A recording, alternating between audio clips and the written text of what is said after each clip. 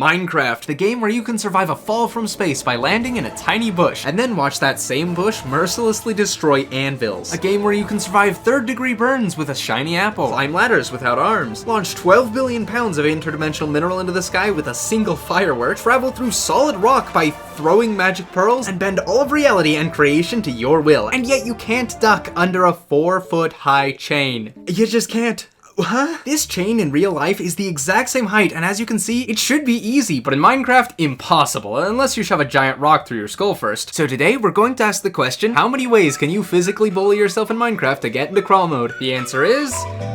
however many you want. Yeah, it turns out there's a surprising amount of cases where the line gets blurry on whether or not two glitches should count separately from each other or not. So if you're looking for an exact number, that's impossible. But for the sake of this video, I'm going to count every unique item, entity, or block that can get you into crawl as separate, except for anything that's functionally the same. So for example, while you can get into crawl mode multiple different ways with a piston, they'll all count as one glitch, the piston one. And I'm not gonna count sand falling on your head separately from gravel, because eventually I'd have to include every color of concrete powder falling on every color of glass pane and every fence and so on. So with all that said, fellow glitch hunters and I have come up with 30-ish and put them into a 1,000 block wide 30 level escape room, ranging from super easy to having never been leaked to the public. And since I made it like 6 months ago, I don't remember most of the puzzles, so I'm gonna play it now, and together we'll relearn every single Minecraft crawl glitch ever.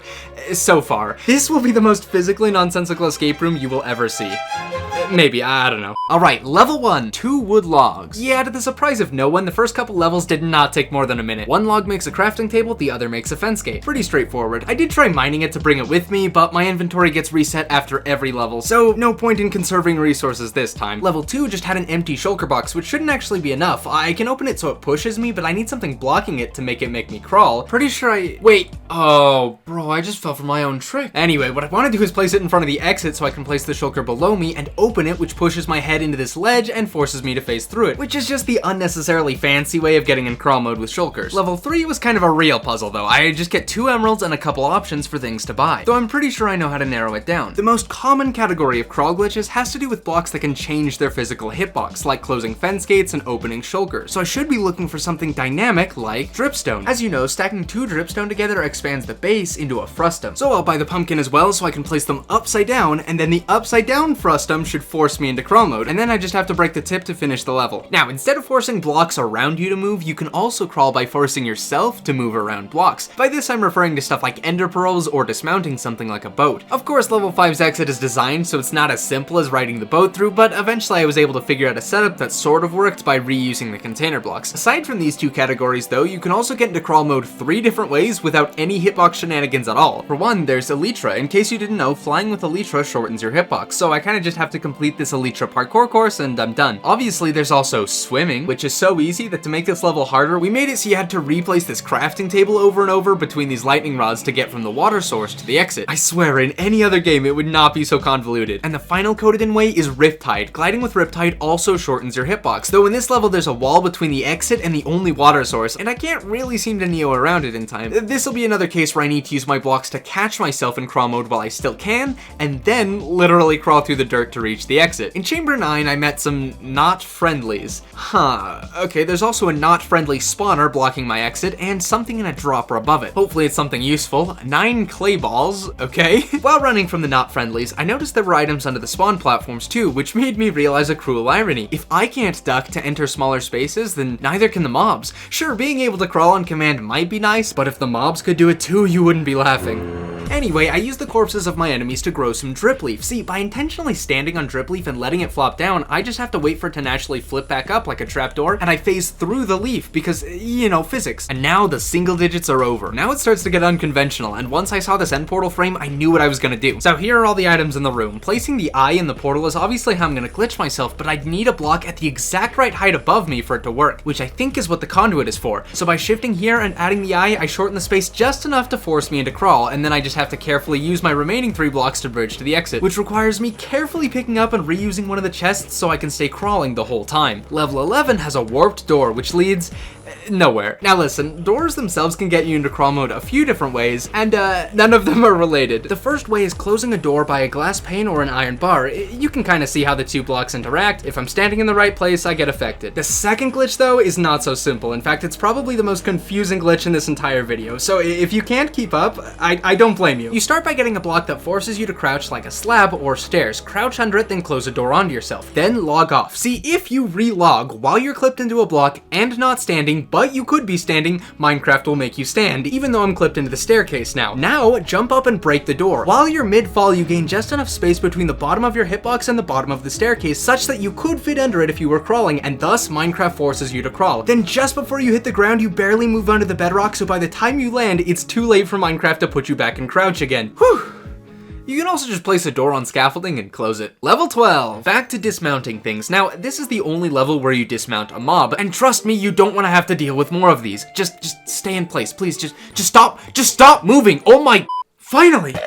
Level 13. Alright, I get one of every wood plank as of 1.19, as well as 2 white wool, white dye, and pink wool. It didn't take long for me to realize I'm supposed to make a bed, but there's a major problem. You are not allowed to sleep in Minecraft unless your whole bed is the same shade. And I also can't dye pink wool in this version. Yeah, now that I've looted both droppers, this next level could take a very, very long time. Of course, the solution is simple when you think about it. You can only defeat nonsense physics with more nonsense physics. First, I must allow my eyes to exit my skull by pressing F5. This will allow me to see a beetroot hanging onto the spawn platform I couldn't have seen before. I'll place a block in the gap, forcing the beetroot to phase through solid rock. Then I'll mix the unscathed vegetable into a goo I can mix with crushed up bones to make the exact shade I need to create a bed that I will then hook up against the wall and then climb into from down here, which I wasn't able to do before, in order to sleep so I can wake up shorter than I was before. Also, I can fit through a meter-sized opening. Level 14 is the trapdoor level. I don't think I have to explain how trapdoors work. In level 15, I take advantage of Minecraft's most useless feature, repairing stone tools, so I have enough durability to mine all the blocks I need to build up and drop an anvil on my head, but tactically. In level 16, a shulker levitates me so I can get semi-hidden glass panes and build a path I can crawl under, then use the shulker to push me into crawl. In level 17, oh, wait, we're not done. Yeah, so it turns out, just like with doors, there are a few ways to crawl with shulkers, so of course we have to do them all. And this next one is literally the weirdest glitch I have ever discovered. Put simply, on the XZ coordinate plane of Minecraft, there are 8 axes centered around the origin with special properties. Normally, a shulker can't make you crawl on its own. There has to be a block in the way, but from any axis, specifically 2 or 8 blocks away from the center axis, if you walk towards the shulker in the direction of said center axis, you just glitch into crawl. Look, I'd love to explain why, I have no clue, but that's basically the really complicated way of saying I can just jump towards the west side of this shulker and I'm done. Then there was one more puzzle where the shulker opens on my head, but this time I have to levitate the entire time, and finally I get to spawn a shulker on my face to finish the level. Level 17. Alright, first off, there's a dropper on the ceiling with a hidden glass pane. Always check for glass panes, as well as concrete powder named Companion Cube. Finally, we get back to conserving resources. So this level is all about dropping blocks on your head, and for this to work, you need something next to you that's as tall as a normal block, but not as wide, like this glass pane. In the next room, I get a bell. It's the same idea. Then I get a lightning rod, a grindstone, and finally, our friend the door. Now, the door is noticeably taller than the other blocks we've used, so I'll have to stand 1 block higher than normal for the powder to actually hit my head and make me crawl. Ergo, I'm not at the right height to crawl up the tunnel. To solve this, I'm not going to try to explain why this works, but if you clip yourself into the door, then open and close it really fast, you can travel down a block without standing up.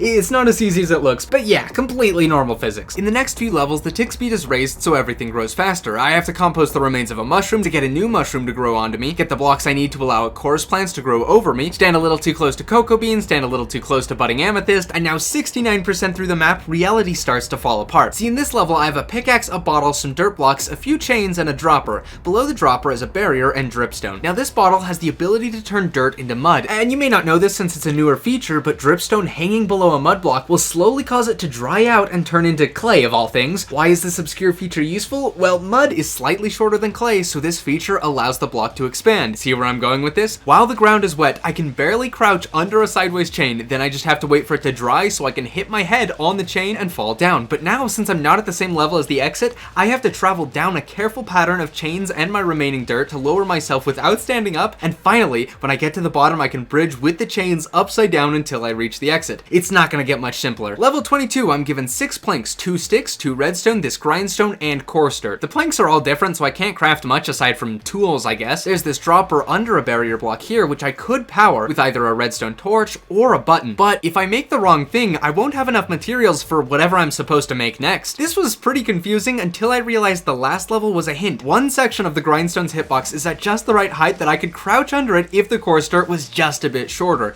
And that's when it clicked. I need a hoe. Right click once to make it dirt, click again to make it farmland. Of course, just to make my life harder, the tick speed is 0 now, so it's going to stay farmland unless I place something over it. For some reason, I can't place the torch on it, but hey, now I know what to power that dropper with. Alright, I'm just gonna like break and place the redstone until the dropper's empty, and yep, just 6 wool. Perfect. That's just enough to craft a banner with my final stick, place it on the farmland, and glitch into crawl. Alright, after 23 levels, we finally get the piston one. Only one problem, the exit is up here, and I only have this flower pot to help me, and frankly, it's not helping. After messing around with the piston for a bit though, I realized I can fit in the space it creates when it extends upwards, which in theory solves the level, but now the piston arm is in the way of the exit. As it turns out though, the flower pot is just barely thicker than the piston arm, so if I break it and place it just a block lower and sit as close as I can to the piston arm, then when I retract it, the pot will barely keep me held down so I can crawl to the next level. Okay, the bulk of this level is filler puzzles, so I'll just explain the glitch at the end. There's this flowing water right by the exit, but it's barely too shallow to swim under. We don't need to swim here though, since we have lava. Just dump a bucket of lava on your head, which of course turns it into obsidian. Level 25, I get a stack of quartz and a crafting table. The only dynamic block that I can craft is stairs, and I just know this one. If I place one here like this and the second one here, the first one will curve away. If I break the second staircase, the first one will snap back to its original position and easy crawl. Level 26, this is my signature crawl glitch where I place either snow layers, soul sand, or mud in front of either a glass pane or iron bars to clip my hitbox inside the pane/bars, allowing me to phase through it. It's a glitch I like so much, I used it in a map I made for Captain Sparkles once. Whoa! Yo, that's insane! Level 27, this level is also mostly filler, but it's basically about getting this minecart across this valley by punching it across a bridge made of very limited blocks. Then the part at the end where you crawl by dismounting the minecart is pretty straightforward. Level 28, once again, I have 2 options for blocks to mine. I really just need the wall though, since it follows the same principle as the staircase. If there's a block here, its hitbox becomes thinner, and when I break the block, its hitbox becomes slightly thicker again, which is enough to knock me down. Level 29, frankly, I'm just gonna give up explaining how these work. If you make a dragon egg fall into you and then break the block below the egg, Minecraft just says you're in crawl mode until the egg lands, which gives you just enough time to sneak through the exit. And finally, level 30. All that stands before me is a single lectern, and the inscription reads 96720. Okay?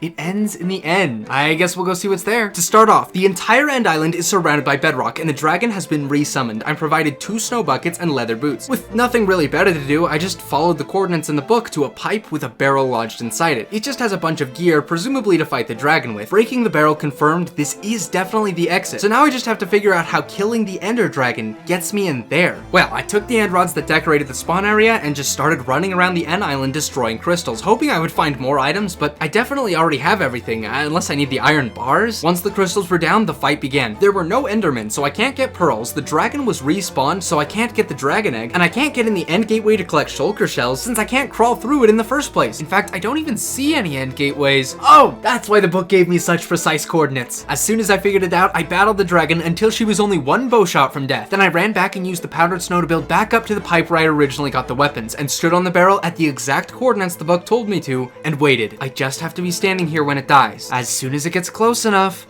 Now!